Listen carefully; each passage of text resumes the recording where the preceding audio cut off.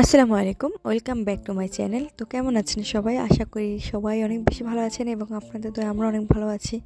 তো আজকের আবহাওয়াটা একদম মেঘলা মেঘলা, সকাল থেকে একদম গতকাল রাতেও বৃষ্টি হয়েছিল। তো এইখানে আবহাওয়া একদমই বাজে হয়, 2 দিন অনেক বেশি রোদ থাকে, আবার 2 দিন একদমই অনেক বেশি মেঘলা হয়ে থাকে। তো যাই হোক, সকাল সকাল আমি ফ্রিজ থেকে চিকেন রান্না করবো আজকে। ওই চিকেন বের করে নিচ্ছি। তো এইগুলাকে আগে ভিজিয়ে রাখবো, আজকে যেহেতু ঘুম থেকে উঠতে দেরি হয়ে গেছে। তো ভাবলাম আগে এগুলো ভিজিয়ে দেন সকালের নাস্তাটা বানিয়ে নিই।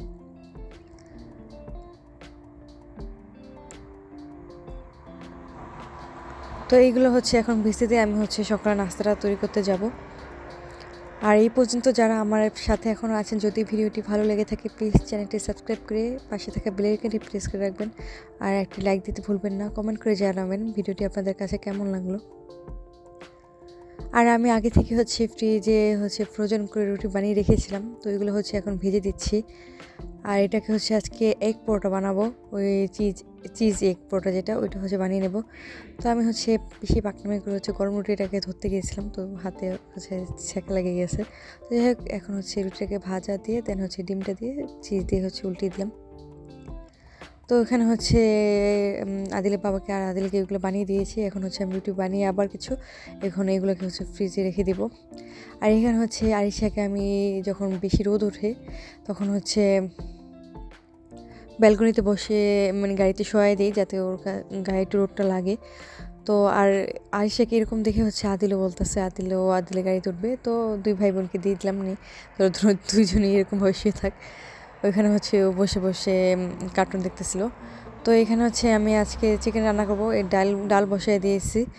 আর এখানে সকাল দিকে আমার বোন চিকেন ভেজেছিল ও খাওয়ার জন্য, আদিল খেতে চাইছিল, তার জন্য ওকে একটা চিকেন ভেজে দিয়েছিল, ওইটা এখন খাচ্ছে। আর এখানে মুরগিটাকেও আমি ইয়ে করে দিয়েছি, মশলা টশলা মাখিয়ে দেন রেখে দিয়েছি। আজকে ডালটা আম দিয়ে রান্না করব। আর ওই পাশে ফুলকপি নামিয়েছিলাম, ভাজি করবো ভেবেছিলাম, বাট ভাজি করা আর হয়নি। ওটাকে ফ্রিজে রেখে দিয়েছিলাম। এখন মুরগির মশলাটা আমি ভালোভাবে মেখে জাল করে নিচ্ছি।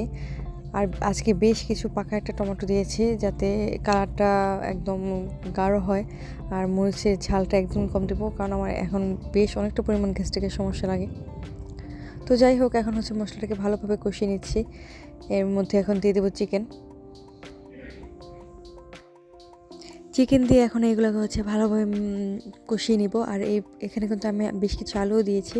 তো এখন ঝোলে পানি দিয়ে আমি এটাকে নামিয়ে দিব।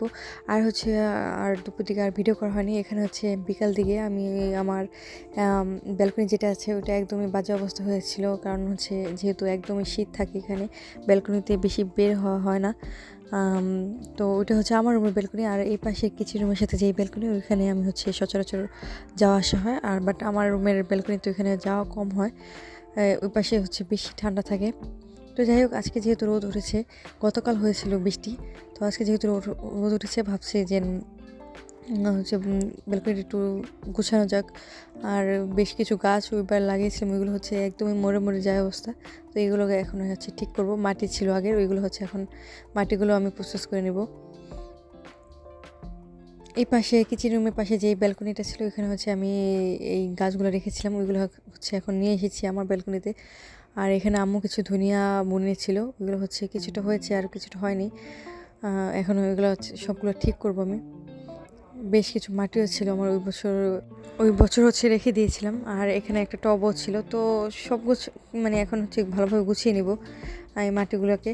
আর আগের দিন আমি ওই বাগান এই টবগুলো ঠিক করবো দেখে কলার খোসা দেন কিছু শাকসবজি যেগুলো নষ্ট হয়ে গেছে, ওইগুলো পানিতে ভিজিয়ে রেখেছিলাম, ওইগুলো দিয়ে এখন মাটিটাকে প্রসেস করে নেবো।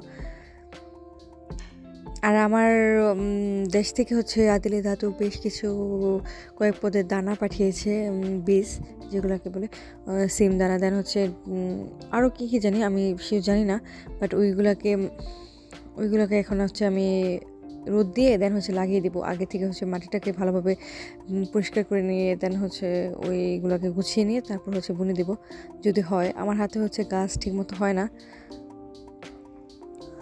সন্ধ্যায় হচ্ছে এগুলোকে গোছগাছ করে দেন হচ্ছে আমি এই পাশে চলে আসলাম। এখানে ওইগুলোকে কাজ শেষ করে এখানে আমি হচ্ছে আম্মু দেখলাম, এসে দেখলাম এসে গাড়িতে জামাকাপড়গুলো ভাঁজ করে রেখেছে। এগুলো হচ্ছে নিয়ে যাবো এখন। আর যেগুলো ভিজা ছিল ওইগুলো হচ্ছে এখানে রোদ দেওয়া থাক, আর এখানে হচ্ছে এগুলোকে নিয়ে যাবো। আম্মু সবসময় এরকমই করে, আমি যদি জামাকাপড় হচ্ছে রোদ দিই দেন হচ্ছে ওইগুলো ভাঁজ করে দিয়ে দেয় আমার রুমে। তো ওইগুলো নিয়ে রুমে গুছগাছ করে রেখে দেন হচ্ছে আদিল বাবা বলতেছিল সিঙ্গারা খাবে, বাট যেহেতু অনেক বেশি রাত হয়ে গেছে তার জন্য আর কি সিঙ্গারা বানাইনি, আলু নিয়েছিলাম। তো পরে বললো যে বানানোর দরকার নেই, এখন হচ্ছে নুডলস রান্না করে দিচ্ছি একদম ইজিভাবে। পেঁয়াজ, তারপর হচ্ছে টমেটো, কাঁচামরিচ দিয়ে দেন হচ্ছে ডিম ফেটিয়ে হচ্ছে নুডলসটা দিয়ে দেবো।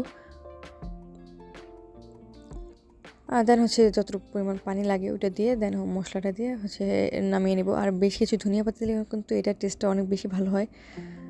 তো এই তো রান্নাবান্না শেষ করে এখন হচ্ছে আদিলের বাবাকে হচ্ছে খেতে দিয়ে দেবো। আদিলের সাথে খেয়েছে। আর এই রান্নাটা করতে যে একটা মজার কাহিনী হয়েছে, আমি যখন ওই যে নুডলসটা ভেঙে দিয়ে হচ্ছে মশলাটার সাথে হচ্ছে মাখাচ্ছিলাম, তখন হচ্ছে নুডলসটা পড়ে গিয়েছে।